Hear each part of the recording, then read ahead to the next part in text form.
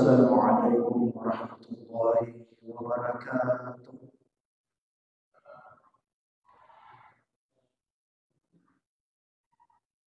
Alhamdulillah, alhamdulillahilladzi an'ama 'alaina ni'matal iman wal islam. Wassalatu wassalamu ala asyrafil anbiya'i wal mursalin sayyidina wa maulana Muhammad wa ala alihi wa sahbihi ajma'in. Amma ba'du.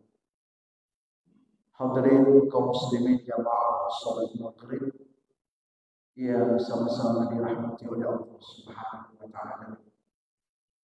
Alhamdulillah, kembali kita panjatkan syukur kehadirat Allah Subhanahu wa taala karena atas izin dan iradahnya sehingga pada malam ini kita kembali lagi datang ke rumahnya Allah Subhanahu wa taala untuk menunaikan kewajiban-kewajiban kita selaku hamba-Nya.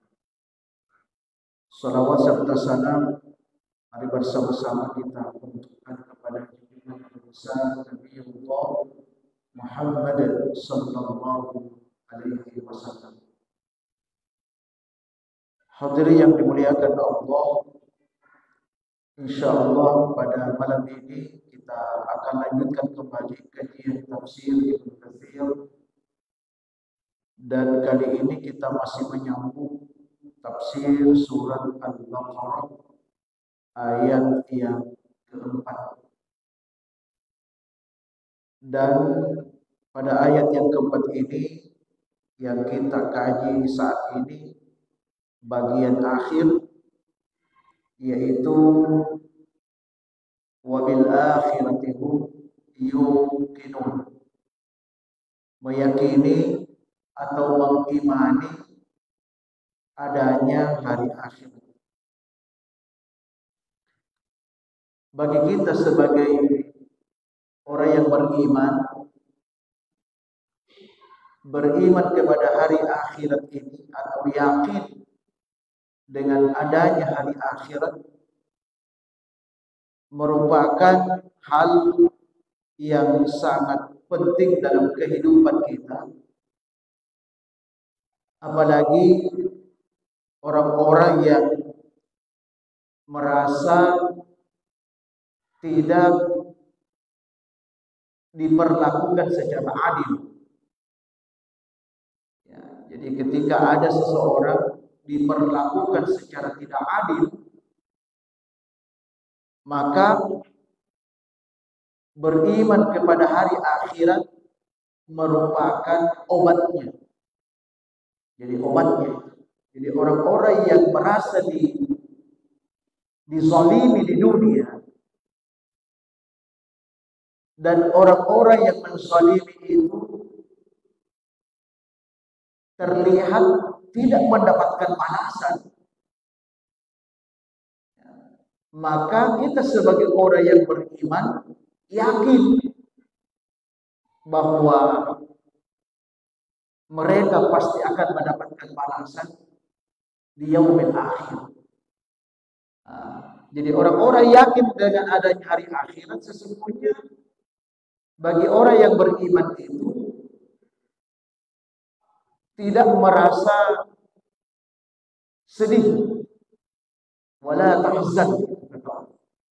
Jadi janganlah engkau bersedih. Jadi kita tidak perlu bersedih karena merasa tidak ada keadilan yang kita dapatkan di dunia. Nah, itu sekedar penjelasan umum yang menurut mayoritas ulama terkait dengan pentingnya kita meyakini adanya hari akhir dengan segala prosesnya. Menyambung dari apa yang telah kita kaji pada pertemuan sebelumnya, sekarang ini kita sedang membahas proses-proses yang akan dilalui seluruh manusia pada hari akhirat. Pada pertemuan sebelumnya kita sudah menjelaskan beberapa proses, mulai dari proses awal yaitu proses kematian, kemudian selanjutnya masuk kepada alam barzakh. Setelah itu kita lagi dibangkitkan oleh Allah.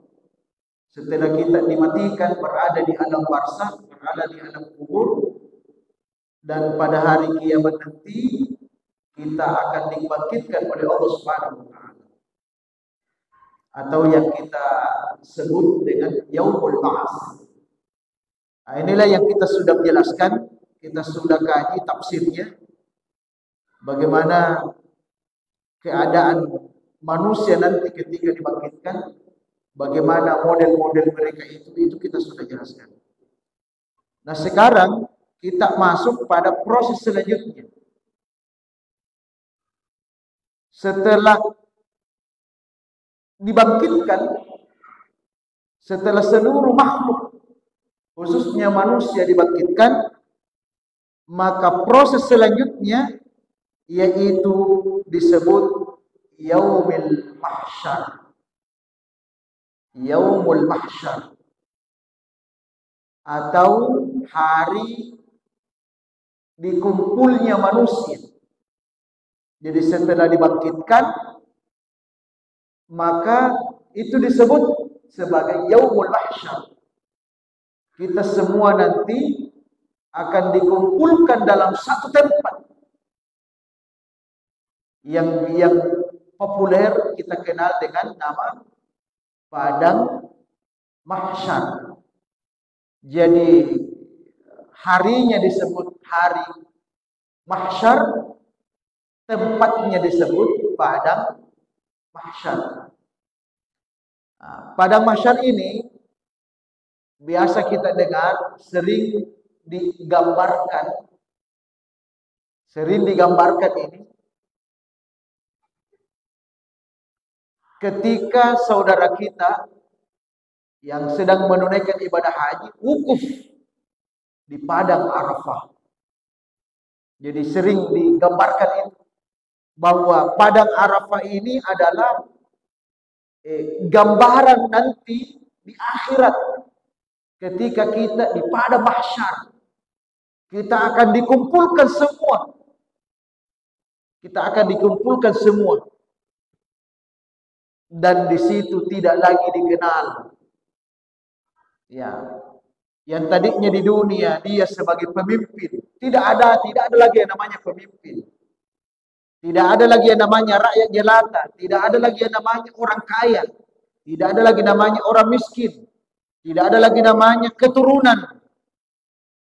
Ya, tidak ada lagi rakyat biasa, tidak ada lagi.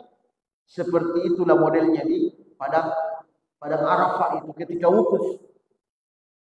Tidak ada lagi istilah ya, apa kedudukannya, tidak ada. Semuanya sama di hadapan Allah. Ya, makanya sering digambarkan itulah replika istilahnya. Replika padang mahsyar. Namun dengan demikian, tentu dari sisi yang lain itu tidak sama. Ya, tidak sama. Jadi kita lihat ya, sepakat para ulama menyebutkan bahwa pada mahsyar itu adalah tempat berkumpulnya seluruh manusia. Ya, setelah terjadi hari kiamat. Jadi tempat berkumpulnya seluruh manusia.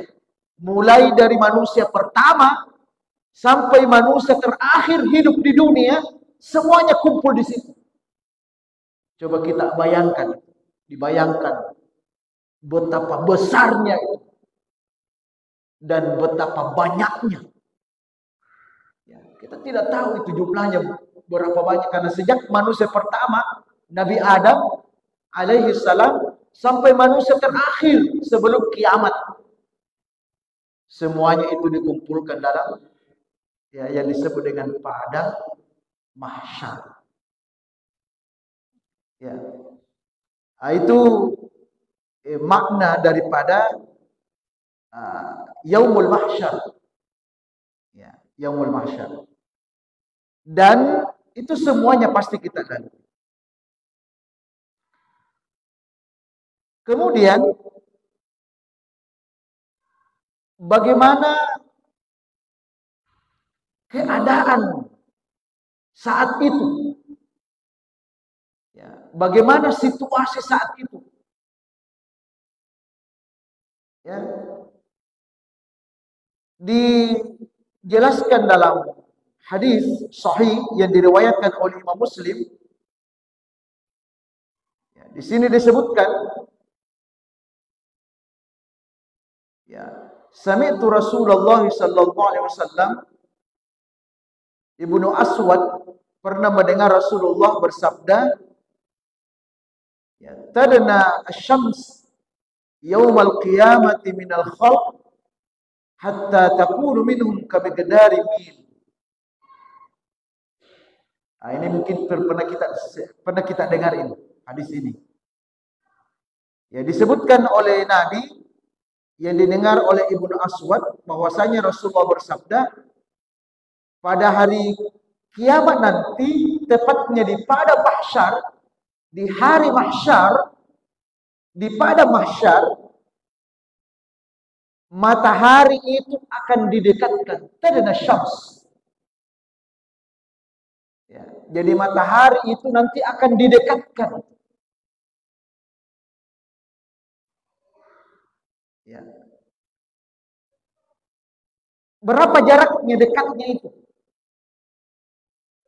Di sini disebutkan oleh Nabi, bimiqdar mil. Ya, jaraknya itu sekitar 1 mil. Ya, jaraknya sekitar 1 mil. Nah, di sini ada dua syarah hadis ini. Jadi kalau hadis itu istilahnya syarah. Kalau Al-Quran, tafsir, itu istilahnya kalau mau dijelaskan. Jadi menurut ulama, ya, berdasarkan syarah hadis ini, terkait dengan disebutkannya jarak di situ. Ya, jaraknya antara kita nanti dengan matahari itu, kalau secara tekstual di sini disebutkan 1 mil. Kalau 1 mil itu berapa kilo itu? Sekitar 12 kilo ya. Ya, kayaknya sekitar itu kalau ukuran dunia. Jadi kalau ukuran dunia itu 1 mil itu sekitar 12 kilo. 12 kilometer jaraknya. Jadi di sini ada yang memaknai, mensyarah, ya, hadis ini itu secara zahirnya dengan menggunakan ukuran dunia. Ya, seperti tadi disebutkan bahwa, ya, sekitar 12 kilo jaraknya antara kita dengan matahari itu. Nah, tapi ada syarah yang lain. Ada syarah yang lain yang mengatakan bahwa ukuran atau jarak antara matahari dengan kita ini nanti di padang mahsyar itu sangat-sangat dekat.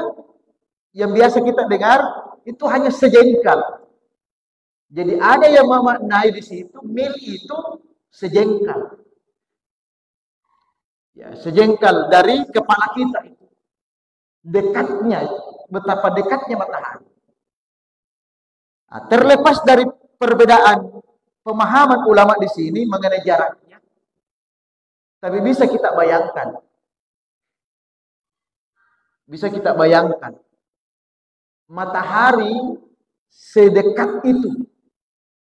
Ya, matahari sedekat itu. Tidak perlulah sejengkal. Kita ambil makna zahirnya. Berdasarkan jarak dunianya ini. 1 mil itu berapa? Ya sekitar itu 12 kilo. 12 kilo. Tidak perlu sejengkal. 12 kilo sana jaraknya matahari dengan kita. Itu bagaimana panasnya. Jangankan 12 kilometer jaraknya. Sekarang saja ada yang pernah ukur itu. Ada yang pernah ukur jarak antara matahari dengan bumi ini. Ada yang pernah baca itu berapa jaraknya?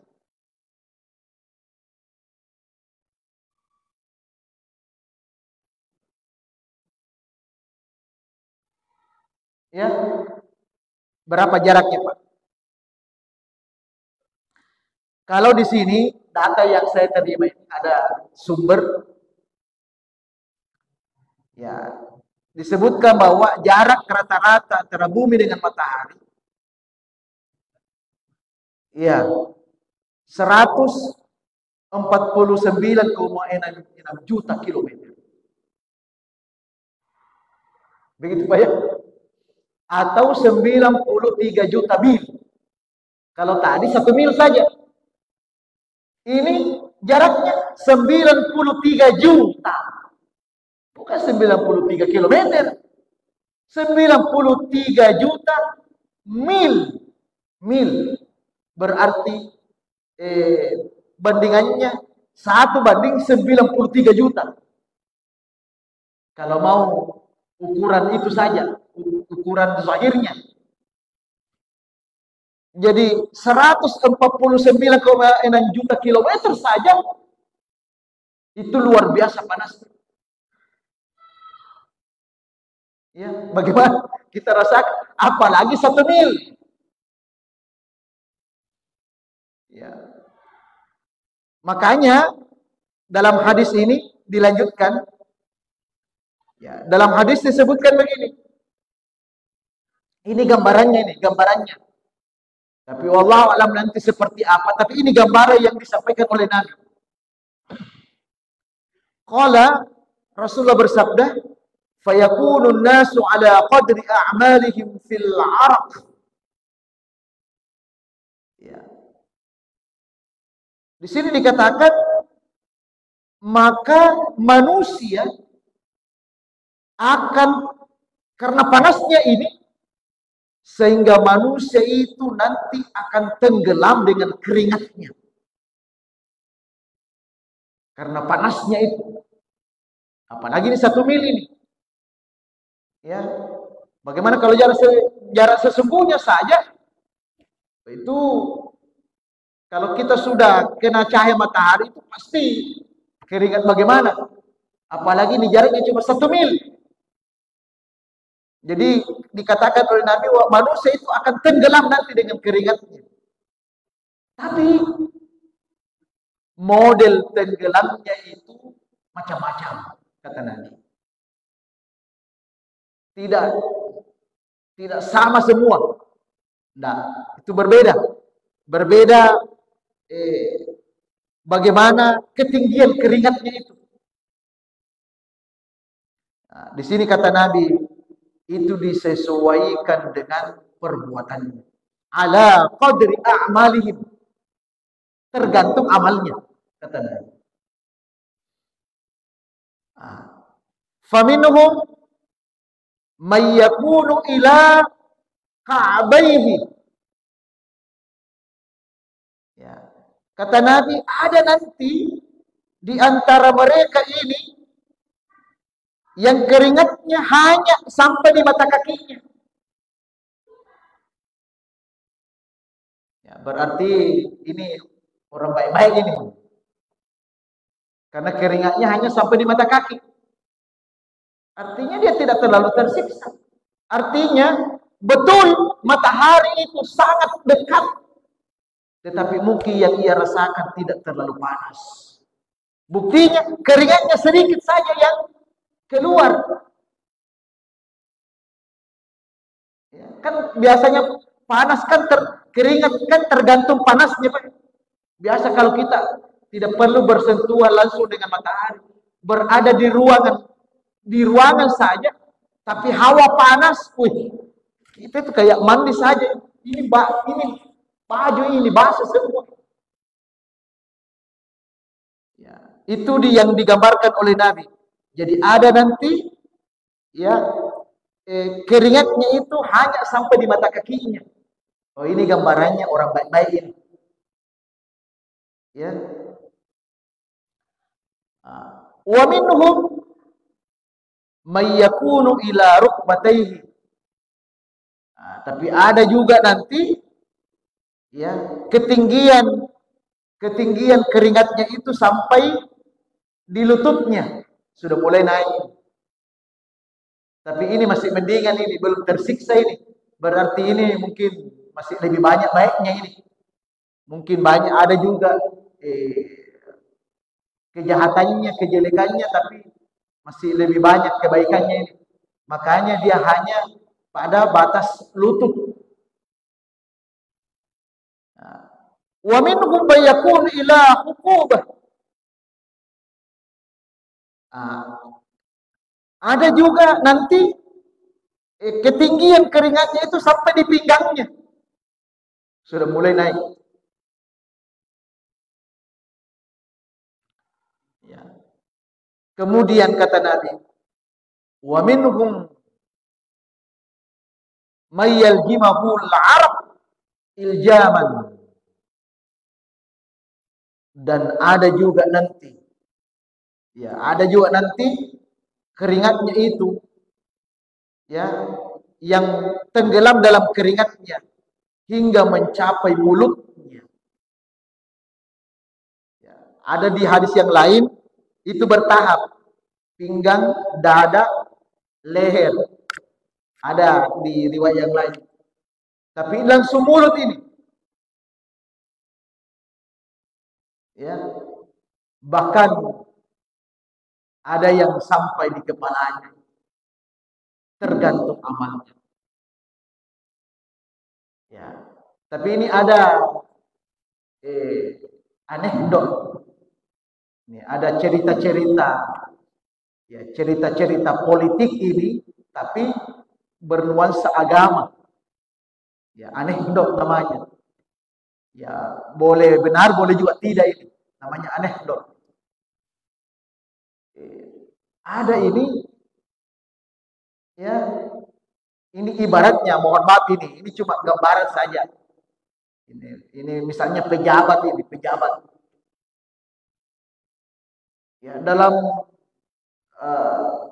ketika dia menjabat ini, misalnya si A, si B, anggap si A, si B. Ya, dalam kepemimpinannya ini itu banyak penyelewengannya. Ya, banyak penyelewengannya. Ini rata-rata ini si A, si B ini tingkat penyelewengannya tinggi. Tapi si B lebih tinggi lagi penyelewengannya daripada si A ini.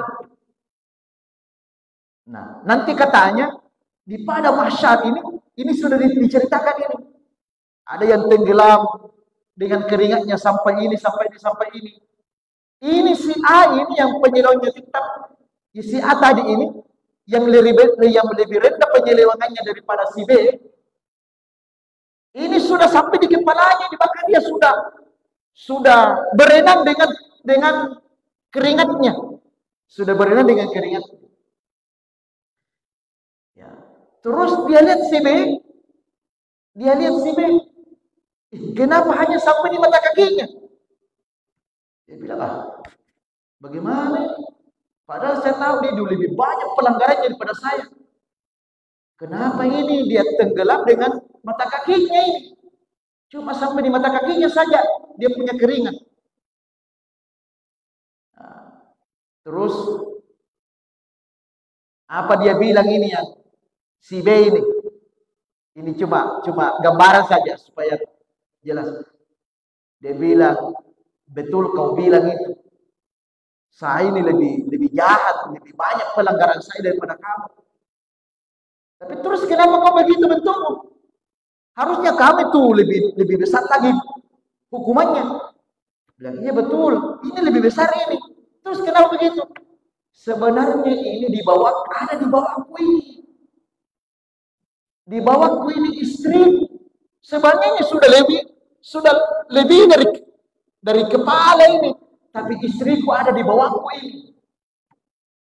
Karena ternyata dia banyak melakukan penyelewengan gara-gara istrinya yang tusuk-tusuk. Istrinya yang selalu pengaruhi suaminya. Akhirnya suaminya menyeleweng itu. Menyalahgunakan jabatannya.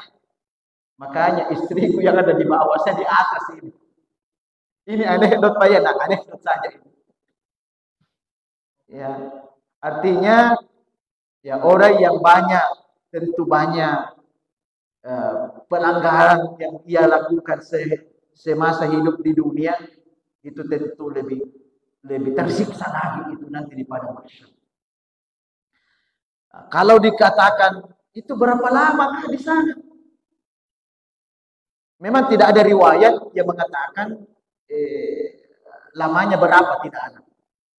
Hanya disebutkan bahwa orang-orang beriman dan beramal soleh, orang yang baik amalnya, dia jaga keimanannya sewaktu hidup di dunia. Kalaupun itu lama, tapi mereka terasa singkat.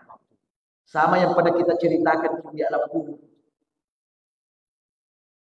Ya, jadi tergantung, lagi-lagi tergantung dari amal kebaikannya. Selama apapun, nanti di padang mahsyar bagi orang yang beriman itu tidak berarti. Sangat mereka merasakan itu sangat-sangat singkat saja. Apa artinya mereka tidak tersiksa? Nah, oleh karena itu, kalau kita ingin mendapatkan fasilitas agar terhindar dari yang diceritakan tadi oleh Nabi itu, bagaimana caranya, Pak? Ini ibaratnya ini. Ini kan mereka ini banyak keringatnya gara-gara panas. Nah, supaya tidak panas, kalau bahasa dunianya kita perlu payung. Ya kan begitu. Ya, macam kita punya jamaah haji, cuaca panas. Oh, kebanyakan mereka itu pakai payung supaya tidak terlalu panas. Sehingga keringat juga tidak terlalu keluar. Nah, kalau di akhirat diistilahkan oleh para ulama, ya, berdasarkan hadis Rasulullah SAW bahwa ya kita butuh naungan. Ya, kalau bahasa dunianya kan payung, tapi kalau bahasa akhiratnya itu naungan. Hal ini berdasarkan hadis Nabi, ini sahih sekali ini. Karena mutafaqun alaih, hadis riwayat Bukhari dan Muslim. Dan ini mungkin juga populer ini hadis. Apa kata Nabi? An Abi Hurairah radhiyallahu an, dari Abi Hurairah radhiyallahu an Nabi SAW, bahwasanya Nabi SAW bersabda, sab'atun, ada 7 golongan manusia. Ya, yuzillumuhullahu fi zillihi yauma la zilla illa zilluh. Nanti pada hari kiamat akan dinaungi oleh Allah Subhanahu wa taala. Kalau bahasa singkatnya, nanti pada hari kiamat di pada mahsyar nanti ada yang dikasih payung oleh Allah. Kalau itu bahasa umumnya. Jadi ada nanti yang dikasih payung oleh Allah. Yauma la zilla illa zilluh, di mana saat itu umumnya manusia mereka tidak dapat payung, mereka tidak dapat naungan dari Allah. Tapi ada 7 golongan. Inilah fasilitasnya, Pak. Jadi kalau kita ingin terhindar dari malapetaka nanti di pada mahsyar, kita tidak nanti tersiksa, kita nanti tidak tenggelam dengan keringat kita, maka mari masuk dalam 7 golongan ini, atau di antara 7 golongan ini. Ya. Mana itu? Pertama, imamun adil, yaitu pemimpin yang adil. Nah, inilah ranahnya pemimpin ini. Ranahnya pemimpin, jadi ketika kita memimpin, memimpinlah dengan adil. Ya, itu yang pertama kata Nabi. Jadi pemimpin yang adil. Ini mau warning bagi para pemimpin kita, kalau mau selamat di pada masyarakat, jadilah pemimpin yang adil. Ya, tentu kalau mau dijabarkan dipanjang, tapi waktu sangat terbatas, jadi kita singkat saja. Itu pertama kata Nabi, imamun adil, pemimpin yang adil. Yang kedua, wasyabun nasya'a fi ibadatillah, pemuda yang tumbuh dalam ibadah kepada Allah. Ya, maksudnya pemuda yang punya gairah ibadah. Bisa kita lihat para anak-anak muda yang senang ibadah, oh itu nanti. Ya, maka beruntunglah para anak-anak muda ini sejak masih anak muda dia sudah punya semangat ibadah. Itu luar biasa. Nah, mungkin ada yang tanya, terus kita ini orang tua bagaimana kasihan? Ya kan? Ini kan khusus anak muda ini. Terus kita ini orang-orang tua ini gimana? Kita juga mau selamat ini. Maka yang ketiga, inilah bersifat umum ini. Tua muda ini masuk. Wa rajulun qalbuhu mu'allaqun bil masajid. Yaitu orang yang hatinya sudah tergantung dengan masjid. Artinya orang-orang yang senang ke masjid berjamaah. Maka kita ini semuanya. Makanya bapak-bapak yang kita ini istiqamah lah. Ya, istiqamah selalu ke masjid. Ya, bersyukurlah kita ini karena sudah menjadi ahlul masjid. Ya, karena itu nanti ia akan mendapatkan fasilitas payung dari Allah. Nah, jadi orang yang selalu jaga salat berjamaahnya, ya, ketika ada kegiatan-kegiatan di masjid, dia selalu hadir. Ya, pokoknya intinya dia senang dengan masjid. Nah, kemudian yang ketiga kata Nabi, warajulani tahabba fillahi ijtama'a alaihi wa tafarraqa alaihi. Ya, kata Nabi, yang keempat nanti yang mendapatkan payung di pada mahsyar sehingga dia terhindar dari malapetaka nanti di pada mahsyar, yaitu dua orang yang saling mencintai karena Allah, bertemu karena Allah, berpisah karena Allah. Ya, itu ya contoh. Ya, yang dimaksud di sini dua orang ya cinta karena Allah, yaitu orang yang bersahabat, misalnya orang bersahabat ini ya selalu saling menasehati dalam kebaikan. Ya, wa tawasau bil haq wa tawasau bis sabr. Itu teman yang dimaksud itu oleh hadis Nabi ini. Kemudian yang kelima kata Nabi, warajulun da'at, ya da'at umra'atun zata, orang yang dihadapi ujian besar. Ya, apa itu ujian besarnya? Orang. Ya, misalnya ini digoda sehingga dia berpeluang untuk berzina. Berpeluang prosesnya, nanti kita akan lanjut setelah Ramadan. Ya setelah Ramadannya, kan nanti kita libur dulu pengajian khusus ini. Memang ada kajian nanti di Ramadan, tapi kita kaji yang lain. Baik hadirin yang dimuliakan Allah, demikian kajian kita malam ini, mudah-mudahan ada manfaatnya, dan mari kita sama-sama menutup dengan membaca doa kafaratul majelis. Subhanakallahumma wa bihamdika asyhadu an la ilaha illa anta astaghfiruka wa atubu ilaik. Wabillahi taufiq wa da'wati wal irsyad. Wassalamualaikum warahmatullahi wabarakatuh.